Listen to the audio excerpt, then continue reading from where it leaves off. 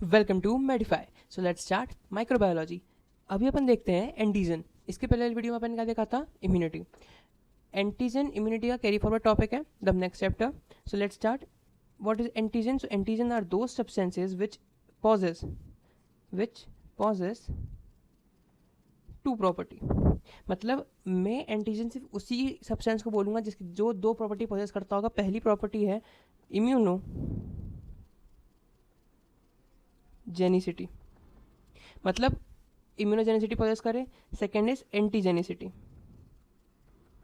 Antigenicity भी वो pauses करे। ये दो प्रॉपर्टी उसको पॉजेस करनी पड़ेगी। So what is immunogenicity and what is antigenicity, उसकी बात कर लेते हैं। सबसे पहली प्रॉपर्टी है अपने पास इम्यूनोजेनिसिटी। इम्यूनोजेनिसिटी मतलब फॉर सपोज कि कोई सब्सटेंस अपनी बॉडी के अंदर आता है, ठीक है। फॉर सपोज कोई सब्सटेंस अपनी बॉडी के अंदर आया, अपनी बॉडी के अंदर आने के बाद वो गया बी सेल्स पे और टी सेल्स पे, और उसने एक्टिवेट कराया बी सेल को, बी सेल एक्टिवेट हो गया, और उसने एक्टिवेट कराया टी सेल्स को। अब जैसे कि ये जो है, इसको मैं अगर ब्लू से बना दूँ, ये जो है ये एक फॉरेन सब्सटेंस है। क्या है ये? फॉरेन सब्सटेंस है। अपनी बॉडी के अंदर आएगा, अपनी बॉडी के अंदर ए पी सी होंगे जो कि एंटीजन प्रेजेंटिंग सेल्स होंगे, जो कि इसको बी और टी के पास लेके जाएंगे। बी के पास लेके जाएंगे तो बी सेल एक्टिवेट हो जाएगा, टी के पास लेके जाएंगे तो टी सेल एक्टिवेट हो जाएगा। So this property of activating the immune cells which are B and T cells, उसको बोलते हैं अपन immunogenicity, the ability of antigen to induce immune response. ये क्या हो रहा है? बी सेल और टी सेल को एक्टिवेट करके इम्यून रिस्पॉन्स को एक्टिवेट कर रहा है। what is activating the immune response. मतलब इम्यूनोजेनिसिटी इज व्हाट? कि immunogenicity is what? Ability of activating immune response, ability of activating immune response.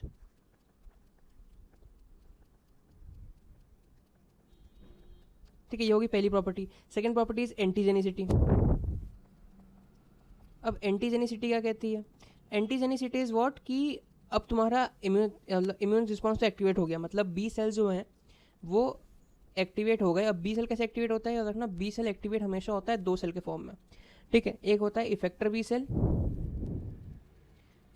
Cell और plus memory B cell, memory B cell. और effector B cell का दूसरा नाम क्या है? Effector B cell का दूसरा नाम है प्लाज्मा सेल्स, ठीक है। और यहीं अगर अपन बात करें टी सेल्स की, तो टी सेल अगर एक्टिवेट हो गए हैं, टी सेल एक्टिवेट हो गए हैं तो क्या होगा? It is called as effector T cell and T memory cell, T memory या बी मेमोरी सेल, ठीक है। ये हो गए दो। इफेक्टर टी सेल्स को अपन बोलते हैं साइटोटॉक्सिक टी सेल्स। क्या बोलते हैं? Cytotoxic T cells. So let's start. ये थी तुम्हारी एंटीजेनिसिटी, ये थी इम्यूनोजेनिसिटी की वो एक रफ वर्क, भैया ऐसा ऐसा होता है। एंटीजेनिसिटी क्या कहता है? कि अगर तुम्हारा कोई भी सब्सटेंस इम्यून रिस्पॉन्स को एक्टिवेट कर रहा है और साथ ही साथ वो कंबाइन करता है किससे? इफेक्टर टी सेल या इफेक्टर बी सेल से, तो this property is called antigenicity. So antigenicity is what? Antigenicity is ability to bind the final product, और ability to bind the final product या with final product, ability to bind with final product of immune response, final product of immune response. तो ये भैया proper antigen क्या होता है? आया APC के पास गया, एंटीजन प्रेजेंटिंग सेल्स को बोलते हैं अपन। एंटीजन प्रेजेंटिंग सेल ने उसको ले गया बी और टी सेल्स पे, बी टी सेल एक्टिवेट हो गए। अब वो एक्टिवेट होने का उसकी सेकंड प्रॉपर्टी आ जाएगी विच इज एंटीजेनिसिटी, जो कि बी सेल्स के जो फाइनल प्रोडक्ट है एंटीबॉडी उससे जाकर अटैच हो जाएगी, या टी सेल का जो फाइनल प्रोडक्ट होगा साइटोकाइंस हो गए, इन्फ्लेमेटरी मीडिएटर्स हो गए, ये उससे आगे रिएक्शन कर देगा, ठीक है। तो प्रोडक्ट ऑफ इम्यून रिस्पॉन्स। सो ये प्रॉपर्टी होती है तुम्हारे एंटीजन की, ठीक है। अगर मान लो कोई सब्सटेंस है जो कि इम्यूनोजेनिसिटी शो कर रहा है, इम्यूनोजेनिसिटी शो कर रहा है, शो कर रहा है, इसको मैं टिक लगा देता हूँ, लेकिन एंटीजेनिसिटी शो नहीं कर रहा, तो इसको अपन बोलेंगे इम्यूनोजन। क्या बोलेंगे? इम्यूनोजन, जो कि तुमने अभी पढ़ा था इम्यूनिटी वाले लेक्चर में। किस में यूज़ हो रही थी? अपनी पैसिव और artificial active immunity. Artificial active immunity में इस्तेमाल होता है इम्यूनोजन। वो इम्यूनोजन ये होता है जिसमें इम्यूनोजेनिसिटी तो होती है लेकिन एंटीजेनिसिटी नहीं होती। समझ में आ रहा है? इम्यूनोजेनिसिटी क्या होती है, एंटीजेनिसिटी क्या होती है? इम्यूनोजेनिसिटी मतलब सब्सटेंस आया और उसने इम्यून रिस्पॉन्स को एक्टिवेट करा। एंटीजेनिसिटी मतलब जो इम्यून रिस्पॉन्स एक्टिवेट हुआ है, अब उसके फर्दर प्रोसेस पे वो अप्लाई होगा, मतलब उसके जो फर्दर रिएक्शन से जो फर्दर फाइनल प्रोडक्ट आए हैं इम्यून रिस्पॉन्स के, अब उससे जाकर वो बाइंड करेगा। समझ में आया इतना?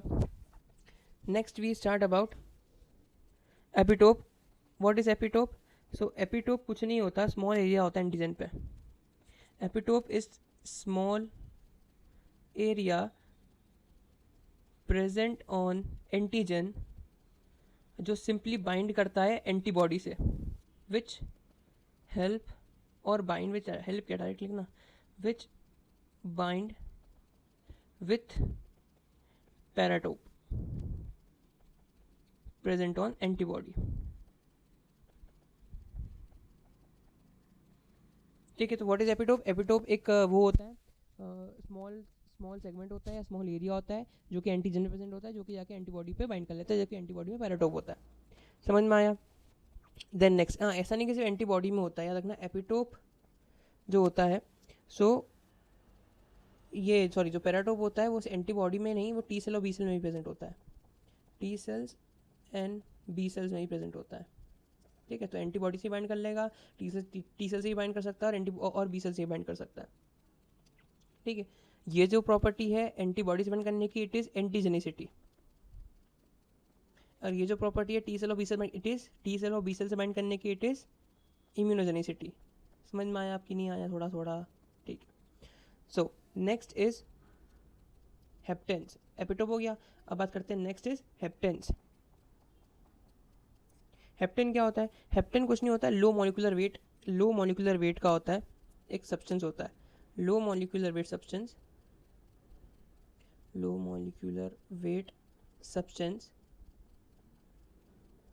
जो कि लैक करता है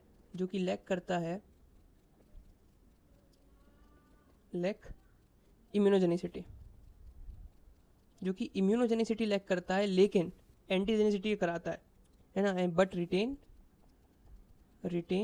एंटीजेनिसिटी। इम्यूनोजेनिसिटी तो लैक कर रहा है लेकिन एंटीजेनिसिटी करा रहा है। इसका एक वो होता है रेमेडी कि अगर इसमें अपन ने लार्जर कैरियर प्रोटीन डाल दिया, लार्जर प्रोटीन मॉलिक्यूल डाला, large protein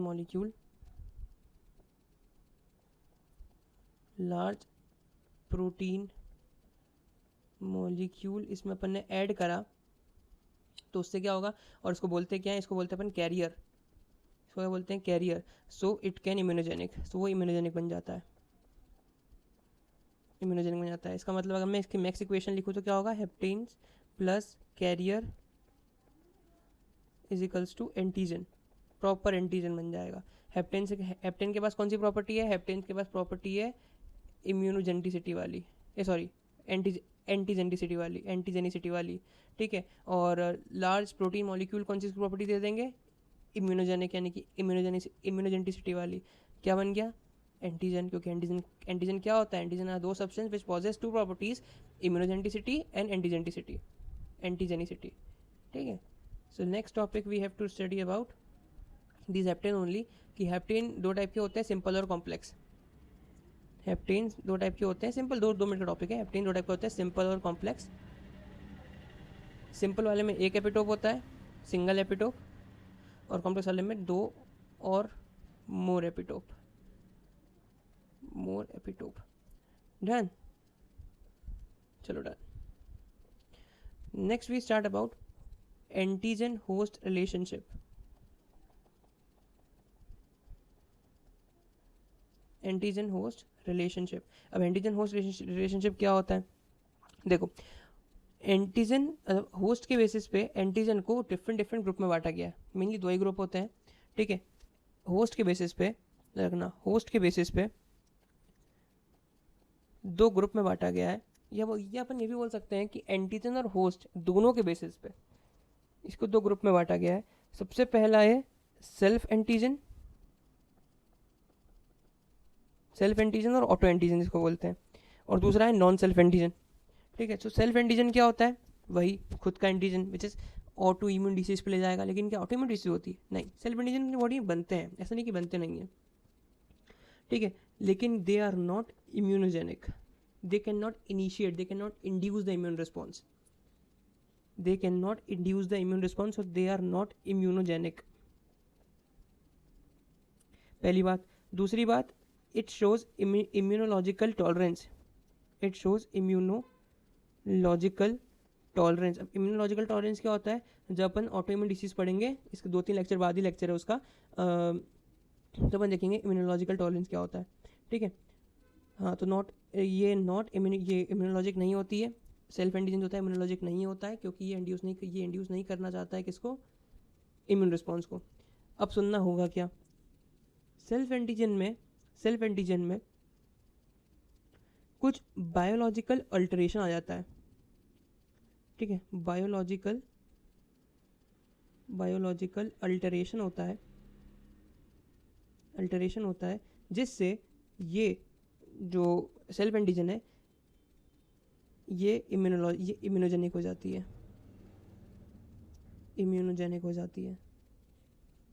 become immunogenic, and this leads to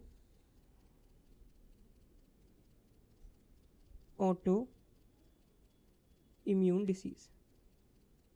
autoimmune disease क्या होती है? कि सेल्फ एंटीजन तो अपनी बॉडी के अंदर है, सेल्फ एंटीजन अपनी बॉडी के अंदर है, लेकिन वो रिएक्ट नहीं कर पा रहा है क्योंकि वो उसमें इम्यूनोजेनिक प्रॉपर्टी नहीं है।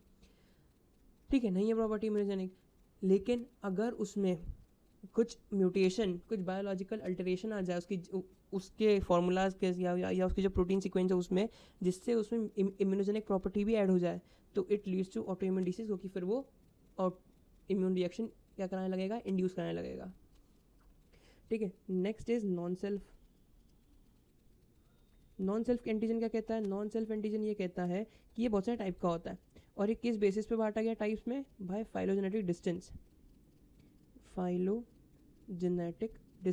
अब इसकी एक बात होती है कि ज़रा सुनना, मैं तुमको एक एग्जांपल देता हूँ ब्लड बैंक का, ब्लड ट्रांसफ्यूजन का एग्जांपल देता हूँ।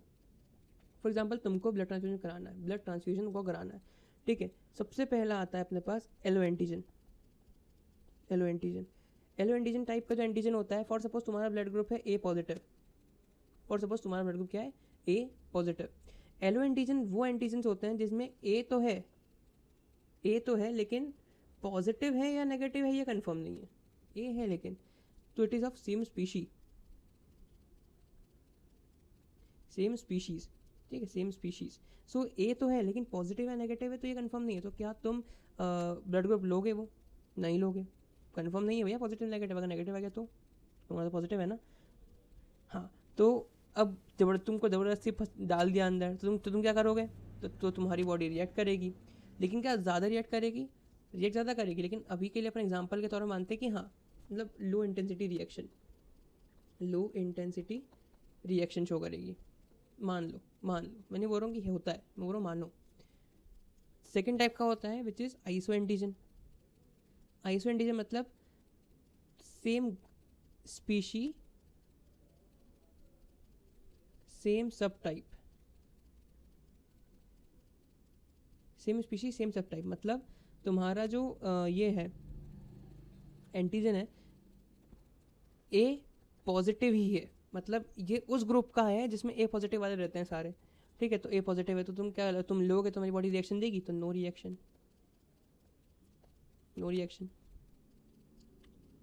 थर्ड इज हेटेरो एंटीजन मतलब डिफरेंट स्पीशीज। मतलब तुम्हें दे दिया बी पॉजिटिव वाला आदमी का, बी पॉजिटिव है, बी पॉजिटिव भी नहीं, बी नेगेटिव ले लो, तुम पूरा डिफरेंट लो ना, तो ले रहे तो एग्जाम्पल बी नेगेटिव। अब तुम्हारी बॉडी का रिस्पॉन्स देगी? वाइग्रस रिस्पॉन्स। तो इट इज़ सेम, ये सेम यहाँ लिखा हुआ है बुक में तुम्हारी कि एंटीजन होस्ट रिलेशनशिप क्या होती है। अगर तुम्हारी स्पीशी सेम है एंटीजन की और होस्ट की, तो वो इतना रिस्पॉन्स नहीं देगा, इतना रिएक्शन नहीं देगा। लेकिन अगर फाइलोजेनेटिक डिस्टेंस है, मतलब पूरा ही डिफरेंट है, तुम जानते ही नहीं हो, तो तुम्हारी बॉडी खतरनाक है, उसको वाइग्रस रिएक्शन देगी। ठीक है, तो इस बेसिस पे 3 टाइप के होते हैं, which is allo antigen, iso antigen और hetero antigen. Factor affecting immunogenicity, factor affecting immunogenicity क्या कहती है कि साइज ऑफ एंटीजन, मतलब कि एंटीजन का साइज जितना बड़ा होगा, एंटीजन का साइज जितना बड़ा होगा उतनी ज़्यादा उसकी इम्यूनोजेनिसिटी होगी, याद रखना, जितना साइज बड़ा उतनी ज़्यादा उसकी इम्यूनोजेनिसिटी। ठीक है, next is chemical nature of antigen. Chemical nature क्या होता है एंटीजन का, कि भैया एंटीजन प्रोटीन है, कार्बोहाइड्रेट है, या फिर फैट है और लिपिड है। तो जितना ज़्यादा, याद रखना, इसको मैं अगर पेन से लिखूँ यहाँ पे, प्रोटीन की इम्यूनोजेनिसिटी सबसे ज़्यादा होती है, maximum immunogenicity protein, then carbs, then fat. इसलिए अगर अच्छी इम्यूनोजेनिसिटी किसी एंटीजन की होगी तो वो प्रोटीन होगा। ठीक है, जैसे कि आरएनए होता है वो प्रोटीन होता है। ठीक है, एमआरएनए होता है ना अपना उसमें, वायरस में। Then we talk about structure complexity. Structure complexity क्या कहती है कि भैया कितने पॉलीमर्स हैं उसमें। ठीक है, अगर 2 से ज़्यादा पॉलीमर है, 2 और मोर polymer, so it is what, so it is good immunogenic, good और मतलब more immunogenic, more लिख दे, more ज़्यादा अच्छा रहेगा, so it is more immunogenic। Foreignness of host ये बताता है कि कितना फाइलोजेनेटिक डिस्टेंस है,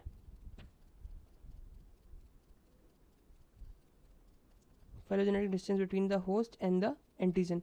जितना ज़्यादा डिस्टेंस बढ़ेगा, फाइलोजेनेटिक डिस्टेंस मैं तुमको पहले बताया है उसमें, एलो एंटीजन, आइसो एंटीजन और हेटेरो एंटीजन में।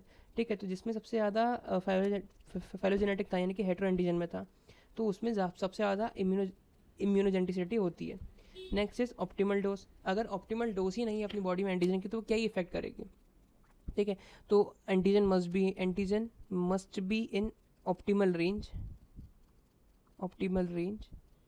ठीक है। देन रूट ऑफ एडमिनिस्ट्रेशन, याद रखना, अलग अलग एंटी ग्लोबुलिन इम्यूनोग्लोबुलिन के लिए, एंटीबॉडी के लिए अलग अलग रूट्स डिपेंड होती है। जैसे कि फॉर सपोज IgA, अगर IgA एक्टिव होगा तो वो तुम्हारे ओरल रूट से होगा। अगर अपन यहीं बात करें ना पोलन ग्रेन, अगर वो इनहेलेशन से जाती है, सो इट एक्टिवेट IgE, और यहीं अगर वो ओरल से जाती है तो इट एक्टिवेट IgG। समझ रहे, रूट बहुत अफेक्ट करती है। और रही बात, अगर अगर अपन कोई IV देते हैं, तो इंजेक्शन देते हैं, तो इसमें मेनली अपनी IgM और IgG एक्टिवेट होती है। ठीक है, so next we talk about biological classes of antigen. Biological classes of antigen ये क्या कहती है कि भैया जो मैकेनिज्म होते हैं किसके, एंटीजन के, उस हिसाब से अगर अपन देखें तो बायोलॉजिकल क्लास में ही बताना पड़ेगा एंटीजन। ठीक है, कि जो एंटीजन है वो T सेल डिपेंडेंट है, एंटीजन है वो T सेल डिपेंडेंट है और T सेल इंडिपेंडेंट है। या तो T सेल डिपेंडेंट होगा या तो T सेल इंडिपेंडेंट होगा। अगर T सेल डिपेंडेंट है, so it will binds to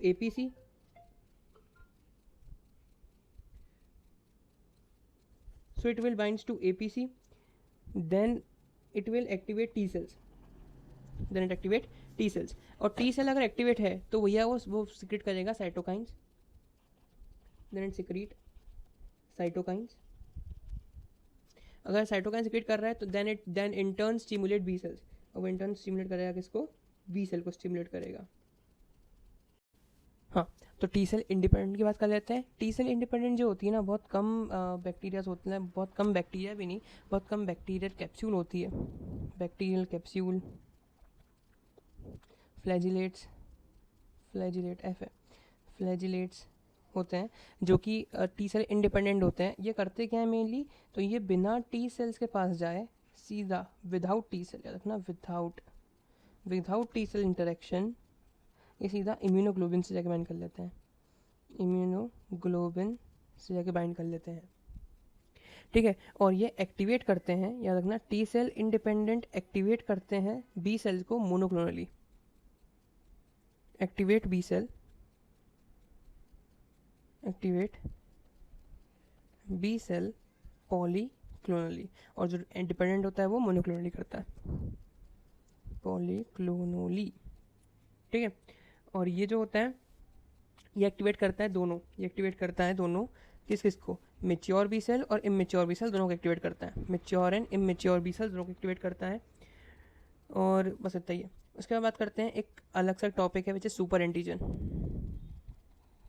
super antigen बहुत ही अलग कहानी होती है, सुन लो फटाफट सुपर एंटीजन क्या होता है। सुपर एंटीजन एक अलग क्लास होता है तुम्हारे एंटीजन्स का ही, जिसमें जो सुपर एंटीजन होता है ये बिना टी सेल से मिले या बिना टी सेल्स को एक्टिवेट करे, बिना किसी एपीसी के, बिना किसी एपीसी के डायरेक्ट टी सेल से एक्टिवेट हो जाता है, डायरेक्ट टी सेल को एक्टिवेट कर देता है।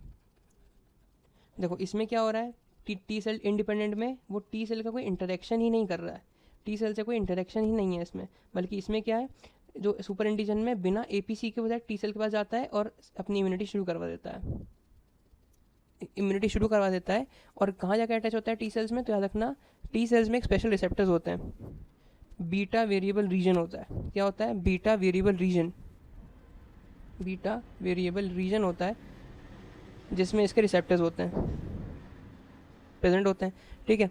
ये डायरेक्टली MHC2 कॉम्प्लेक्स को शुरू करा देता है, को इनिशिएट करा देता है या इंड्यूस कराता है, इंड्यूस कराता है MHC2 complex. What is MHC, major histocompatibility 2, major histocompatibility complex 2, इसको इंड्यूस कराता है।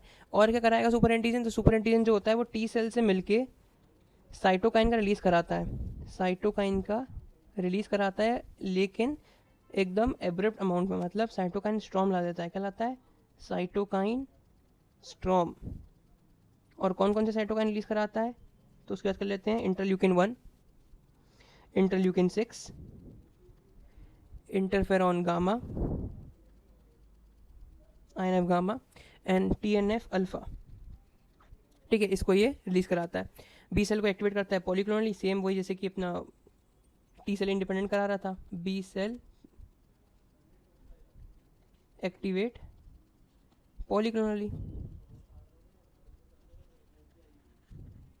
ठीक है। तो ये अब बात करते हैं इसके एग्जांपल्स के, सुपर एंटीजन के एग्जांपल। तो सुपर एंटीजन के एग्जांपल देखेंगे, it is staphylococcus, staphylococcus toxin, toxin होता है, ठीक है। EBV हो गया, EBV associated super antigen, associated super antigen. Then cytomegalovirus होता है एक, cytomegalovirus virus associated. Then we talk about what are the disease associated with, disease associated with super antigen, with super antigen। तो भैया सबसे पहले होती है toxic shock syndrome, toxic shock syndrome. Next is food poisoning, ठीक है। तो ये सारी बातें हैं एंटीजन की। So we talk about antibody. Antibody क्या होती है, so antibody are specialized glycoprotein, जो कहाँ से आया है, बी सेल से आया है और प्लाज्मा सेल से आया है, बी सेल और प्लाज्मा सेल से आता है, ठीक है। What is plasma cell, activated B cells. So B cell plasma cell से आता है, जब भी बी सेल एंटीजन से बाइंड होता है, एंटीजन से बाइंड होता है, वो एक्टिवेट हो जाता है, एक्टिवेट होता है and converted to plasma cell. और वो प्लाज्मा सेल जो होता है वो स्पेशलाइज्ड ग्लाइकोप्रोटीन सिक्रेट करता है विच इज एंटीबॉडी, ठीक है। कंबाइनिंग विद एंटीजन और ट्रिगर करता है प्रोडक्शन ऑफ ग्लाइकोप्रोटीन, ठीक है। Then we talk about antibody की अगर बात करें तो उसको अपन इम्यूनोग्लोबिन बोलते हैं। क्या बोलते हैं, इम्यूनोग्लोबिन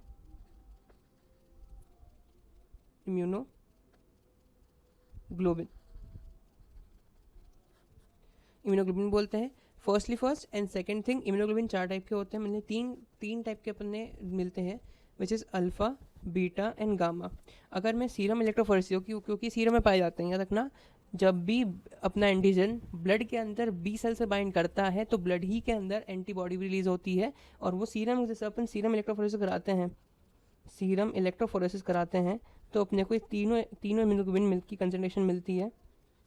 इलेक्ट्रोफोरेसिस जब कराएंगे तो तीनों इम्यूनोग्लोबिन की कंसनट्रेशन मिलेगी, विच इज़ लाइक दिस। सबसे ज़्यादा एल्बुमिन होता है, देन थोड़ा बहुत अल्फा, थोड़ा बहुत बीटा, एंड मैक्सिमम गामा होता है। This is albumin, this is alpha, beta, and this is gamma. This is serum electrophoresis. Okay, so next we talk about जो immunoglobulin होते हैं वो टोटल सीरम के 25% होते हैं, टोटल सीरम प्रोटीन में 25% होते हैं, 25% मिलते हैं। नेक्स्ट इम्यूनोग्लोबिन हो गया, ठीक है। ये 5 टाइप के होते हैं, तुमको बताया मैंने। देखो यहाँ ये होता है नॉर्मल स्ट्रक्चर ऑफ इम्यूनोग्लोबिन। देखो इम्यूनोग्लोबिन में कौन कौन से स्ट्रक्चर पाए जाते हैं उसको बात कर लेते हैं। डाइसल्फाइड बॉन्ड होते हैं जिससे दोनों चेन मिली हुई रहती है। याद रखना ये है तुम्हारी लाइट चेन और L chain, and this is your heavy chain. This is your heavy chain. ये तुम्हारी लाइट चेन होती है, तुम्हारी हैवी चेन होती है। अब सुनना, इसमें ये होती है ये होता है constant region, which is FC region. ये वाला और ये वाला, ये है तुम्हारा कांस्टेंट रीजन और FC रीजन। इसमें वेरिएबल रीजन्स होते हैं, दीज आर वेरिएबल रीजन्स। ये दिख रहा है ना, NH3 से बाउंड है, it is called variable region. और यहाँ पे ये होती है एंटीजन, जो वेरिएबल रीजन है वहीं पे होती है antigen binding sites, which is FAB, antigen binding sites. Upon discuss करते हैं एक एक चीज़ को इसकी, सुनना ध्यान से। देखो ये वाई शेप होता है, पहली बात थोड़ी प्रॉपर्टी बता रहा हूँ ताकि तुम एग्जाम में लिख सको, पेपर में क्वेश्चन आता है इसका भी। ये वाई शेप होता है, पहली चीज़। सेकेंड थिंग कि it is composed of 4 polypeptide chains, 4 polypeptide chains, 4 polypeptide chain होती है इसमें। मैं काउंट करके दिखाऊं, 1 2 3 4। देखो ये दिख रही है लंबी, ये दिख रही है, ये हैवी, दो लाइट, तो 4 polypeptide chains होती है। देन जिसमें वही लिखा है कि 2 L और लाइट चेन और 2 हैवी चेन होती है। नेक्स्ट भी टॉक अबाउट कि H और L चेन की बात करते हैं, तो H और L चेन जो होती है, यानी कि हैवी और लाइट चेन जो होती है, वो बाउंड करती है डाइसल्फाइड बॉन्ड से बाइंड होती है, बाइंड विथ डाइसल्फाइड बॉन्ड, ठीक है। ऑल चेन जो होती है, सारी chain, all chains have 2 ends, सबके पास 2 एंड होते हैं। एक होता है amino and, amino terminal and, और दूसरा है कार्बोक्सिल एंड, और दूसरा है कार्बोक्सियल टर्मिनल एंड। पहला कौन सा है, अमाइनो टर्मिनल एंड, दूसरा कौन सा, carboxyl terminal and. Amino terminal and में क्या होता है, NH3 बाउंड होता है, कार्बोक्सिल टर्मिनल एंड में COOH बाउंड होता है, ठीक है। तो इसके बेसिस पे, किसके बेसिस पे, हैवी चेन के बेसिस पे मेनली तुम डिवाइड करते हो 5 इम्यूनोग्लोबिन्स को, which is IgA, IgM, IgD, IgG and IgE, ठीक है। इन 5 को तुम बांटोगे आपस में, और इन 5 को क्या नहीं पढ़ेंगे अपन अभी। और हाँ, ये बेसिस किसका है, मेनली हैवी चेन का। लाइट चेन की अगर बात करेंगे तो उसके भी डिविजन्स होते हैं, कप्पा और लैम्डा, 2 टाइप की होती है, कप्पा और लैम्डा। मोस्टली ह्यूमंस में 60% कप्पा 60% जो होती है वो कप्पा होती है, 60% कप्पा होती है, 40% लैम्डा होती है। 60-40 का रेशियो रहता है दोनों में। और जब दूसरी देखेंगे तो उसमें चेंज आ जाती है, तब एनिमल्स की देखेंगे अपने एंटीबॉडी। तो नेक्स्ट वी टॉक अबाउट कि जो IgA है, मतलब अगर हैवी चेन की बात करेंगे तो उसमें हैवी चेन भी फिर अलग अलग टाइप्स की होती है, gamma heavy chain, alpha heavy chain, mu मतलब डेल्टा हैवी चेन जिसको बोलते हैं, mu heavy chain, delta heavy chain और epsilon heavy chain. Then we talk about their hinge region, because it is important. Hinge region, अब ये hinge region क्या होता है, देखो स्ट्रक्चर पे आओ, ये दिख रहा है ना, ये है हिंज रीजन। ये देखो, ये हिंज रीजन बहुत इंपॉर्टेंट रीजन होता है। हिंज रीजन जो होता है वो बहुत ज़्यादा इंपॉर्टेंट होता है, क्योंकि ये रीजन जो होता है ये अलाउ करता है इम्यूनोग्लोबिन मॉलिक्यूल को to assume different position,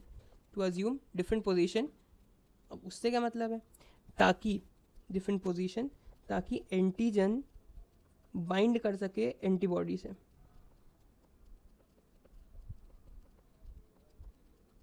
hinge region जो होता है, हिंज रीजन शेप चेंज ला देता है और उससे बाइंड कर ताकि अच्छे से बाइंड कर सके एंटीजन एंटीबॉडी से, ठीक है, ये है।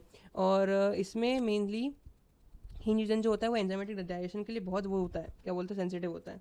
So hinge region is highly sensitive for enzymatic digestion.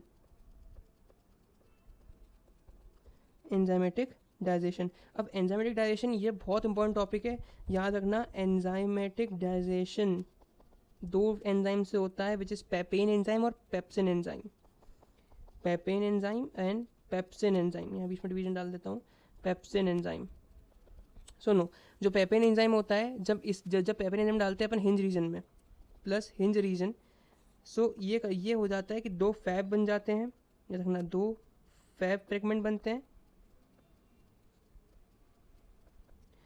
Plus एक एफसी फ्रेगमेंट बनता है।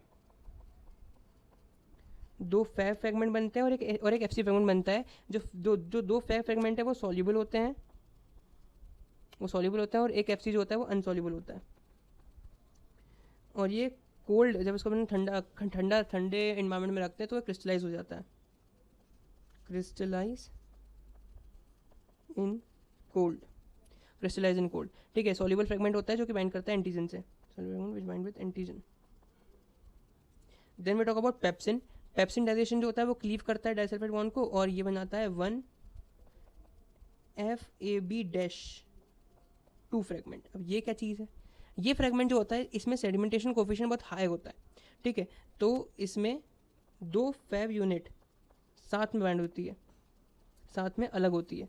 ये दो फैब फ्रेगमेंट है ना, वो इसमें अलग अलग है, लेकिन इसमें ये एक ही में हो जाते हैं दोनों, ठीक है।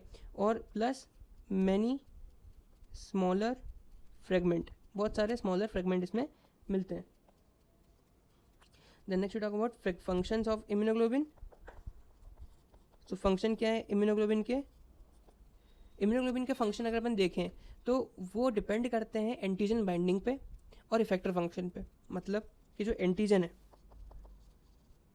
वो एंटीबॉडी से बाइंड करेगा तो ही फंक्शन आएगा, ठीक है। तो एंटीजन कितना बाइंड करेगा एंटीबॉडी से वो डिपेंड करता है फैब फ्रेगमेंट पे, FAB फ्रेगमेंट, ठीक है, फैब फ्रेगमेंट पे और वैलेंसी पे, प्लस वैलेंसी। तो अपन हर इम्यूनोग्लोबिन पे देखेंगे कि उसकी कितनी वैलेंसी है और कितने उसके फैब फ्रेगमेंट है, ठीक है, हर में। तो तुमको इंपॉर्टेंट नहीं याद रखना, लेकिन हाँ IgM का, IgG का और IgE का, इन तीनों का बहुत इंपॉर्टेंट है क्योंकि ये तीनों मेनली यूज़ होती है। और दूसरा जो होता है effector function is not too important, बस सुन लो।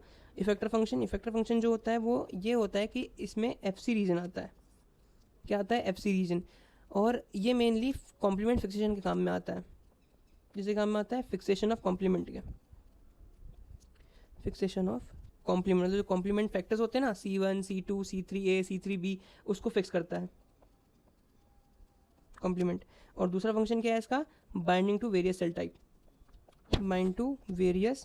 जैसे कि जो भी साइटोटॉक्सिक सेल्स होते हैं, जैसे कि NK सेल्स हो गए, इओसिनोफिल्स हो गए, बेसोफिल्स हो गए, मोनोसाइट हो गए, ये उन सब से बाइंड करता है FC region. So binding to various cell, okay. Next we talk about IG classes. कितने टाइप के इम्यूनोग्लोबिन होते हैं, तो इम्यूनोग्लोबिन 5 टाइप के होते हैं, मैंने तुमको बताया, ठीक है, मैं तुमको बताया 5 टाइप के होते हैं। कौन कौन से होते हैं उनकी याद कर लेते हैं, फटाफट आ जाओ। सबके डीप में नहीं जाना, बस ये है कि हाँ ऊपर सुन लो सारी बातें। IgG कितने टाइप का होता है, तो 70 to 80% होता है, ठीक है। बॉडी में 70 to 80% IgG होता है। IgG के पास IgG की 4 सब क्लासेस होती है। IgG हैज़ 4 सब क्लासेस। सब क्लास में क्या होता है इसका, same IgG 1, 2, 3 and 4, same IgG 1, IgG 2, IgG 3, IgG 4। और सारे के सारे में क्या होता है, डिफरेंट अमाइनो एसिड होता है, ऑल हैव डिफरेंट अमाइनो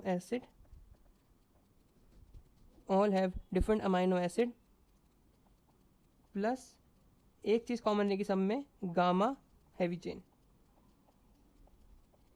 रहेगी सब में, लेकिन सबके अलग अलग वो होंगे, क्या बोलते हैं अपन, लाइट चेन और amino acid. Then we talk about functions. Function क्या होता है, तो ये सबसे पहले क्रॉस प्लासेंटा, प्लासेंटा क्रॉस करता है भैया ये, ठीक है। सेकंड फंक्शन इज कि फेगोसाइटोसिस कराता है। फेगोसाइटोसिस किसका करा है, कॉम्प्लीमेंट पाथवे का करा सकता है, ठीक है। ऑप्शनाइजेशन कराता है, मतलब तुम्हारा जो मैक्रोफेज है ये उस पर करा सकता है, ठीक है। फेगोसाइटोसिस कराएगा, उसको हेल्प कर सकता है। तीसरा फंक्शन है इसका कॉम्प्लीमेंट फिक्सिंग, कॉम्प्लीमेंट फिक्सिंग कराता है। Fourth function is coagulation, coagglutination, coagulation दूसरे का है, इट इज कोएग्लूटिनेशन,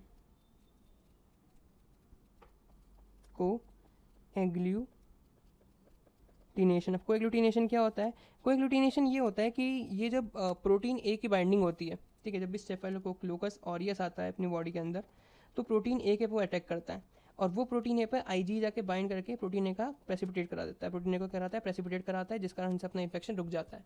तो स्टेफिलोकोकस ऑरियस जो आता है तो उसमें सेट करता है कि आईजीजी जो होता है वो प्रोटीन ए का प्रेसिपिटेशन करा देता है, जिस कारण से वो बाइंड नहीं कर पाता, ठीक है। तो चार फंक्शन रखना है, प्लासेंटा क्रॉस कर देता है, फेगोसाइटोसिस कराता है, कॉम्प्लीमेंट फिक्सेशन कराता है, अगर पांचवा लिखना तो है टॉक्सिन को रिलीज करा देता है, टॉक्सिन रिलीज कराता है, टॉक्सिन को डिग्रेड करा देता है और कोएग्लूटिनेशन कराता है। Then next is IgM.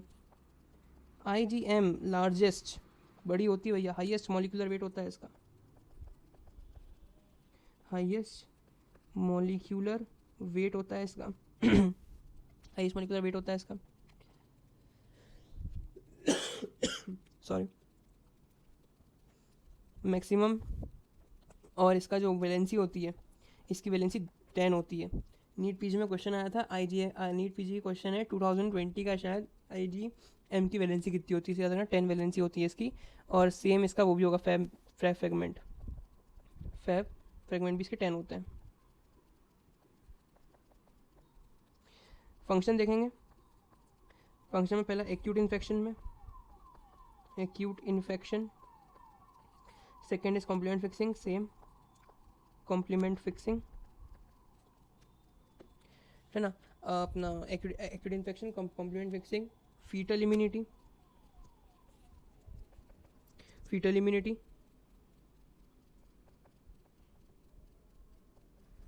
Pen क्यों नहीं चल रहा, fetal immunity. And last is fourth which is last, it is protection against intravascular organism, protection against intravascular organism, मतलब जो माइक्रो ऑर्गेनिज्म वेसल्स में आ जाती है और जो तुम्हारे फ्रीली घूमती है, आईजीएम जाके उनको खा जाता है, against intravascular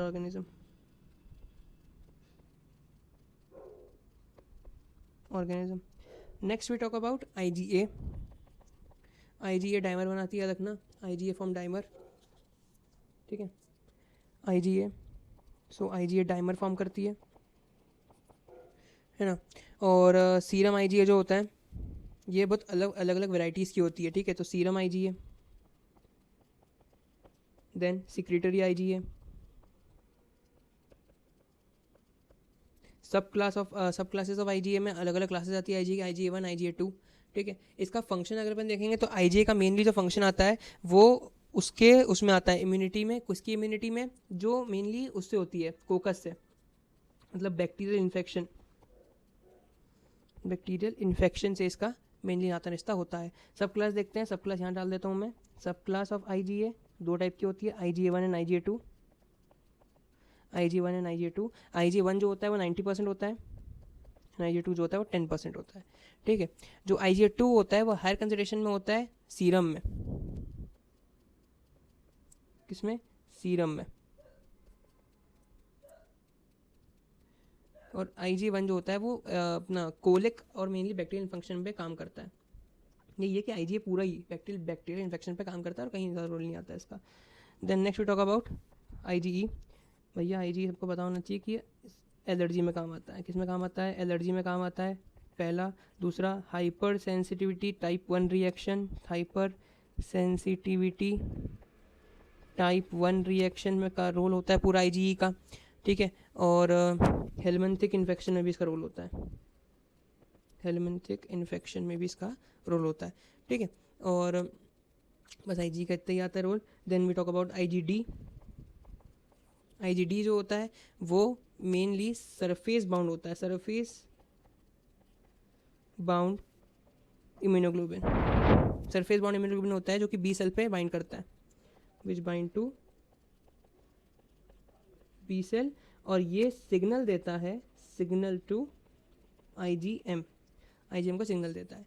then we talk about abnormal immunoglobin, जिसमें सबसे बड़ा एक सबसे छोटा, मतलब छोटा ही है लेकिन इंपॉर्टेंट है, एबनॉर्मल इम्यूनोग्लोबिन जिसमें टॉपिक आता है which is Bence Jones protein, Bence Jones protein. अब बेंस जोन्स प्रोटीन क्या होता है? बेंस जोन्स प्रोटीन वो प्रोटीन होता है जो कि कार्सिनोमिक सेल्स सिक्रीट करते हैं। और कौन सा कार्सिनोमा? प्लाज्मा सेल का कार्सिनोमा, प्लाज्मा सेल कार्सिनोमा में रिलीज होता है which is multiple myeloma, which is what, which is multiple myeloma में रिलीज होता है बेंस जोन्स प्रोटीन।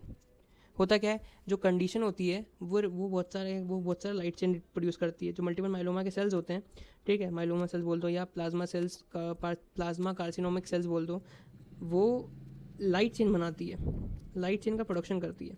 और लाइट चेन क्या होता है? Bence Jones protein. What is Bence Jones protein? Light chain proteins और बेंजोस प्रोटीन, ठीक है।